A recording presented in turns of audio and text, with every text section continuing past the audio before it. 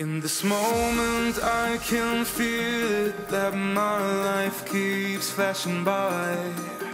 This emotion creates the notion that there's nothing left to hide. Alors, ce qui est bien dans le footnet, c'est le côté justement spectaculaire, très technique, avec des gestes qu'on n'a pas forcément l'habitude de voir sur des terrains de football, voilà, même si bien sûr ça se ressemble. Donc là aujourd'hui les spectateurs et les organisateurs, je pense, se sont régalés parce que le niveau était élevé avec les 16 meilleures équipes françaises. Voilà, et à l'arrivée, c'est ici les Moulineaux qui remportent. Alors ils ont déjà gagné l'année dernière, c'est la même équipe. Donc là, ils avaient remis leur titre en jeu et ils ont regagné cette année. Bravo à eux. C'est ça qui est génial, c'est que c'est mixte et intergénérationnel. Donc on peut mélanger les âges. Donc un gamin de 14 ans peut jouer avec son père de 35 ans. Il n'y avait pas de fille aujourd'hui, mais une fille peut jouer avec un gars. Voilà. En fait, il n'y a pas de contact. Donc le physique, il faut avoir bien sûr un minimum de physique, mais c'est surtout la technique qui prime. Et donc peu importe qu'on soit garçon, fille, jeune ou moins jeune, si vous avez la technique, vous avez votre place au footnet.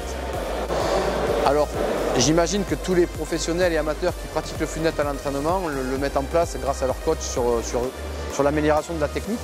Donc quelquefois on peut retrouver des gestes du footnet sur les terrains de football, voilà. Mais c'est surtout voilà, le fait de renouveler les gestes qui améliore votre technique, et donc je pense que le tennis ballon est un super complément.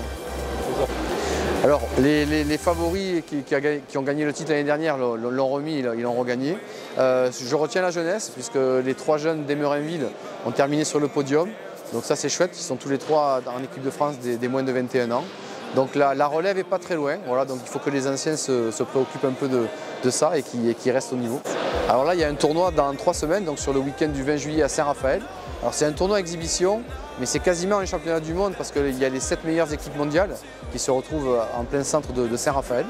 Et ensuite on a une optique un peu plus lointaine qui est le mois de novembre avec les championnats du monde qui auront lieu à Budapest, avec 2 stages de préparation, un stage de sélection en septembre et un stage de préparation en octobre à Clairefontaine. C'est pas évident de trouver des gens qui organisent, et en plus qui organisent bien. Donc voilà, le club de Lourdes de footnet a mis le paquet et on a été super bien reçus. Voilà, donc il faut saluer tout ça parce que c'est pas évident d'organiser. Il ne faut pas juste trouver un gymnase et mettre de la lumière, il faut habiller tout ça, il faut animer tout ça, et un super moment.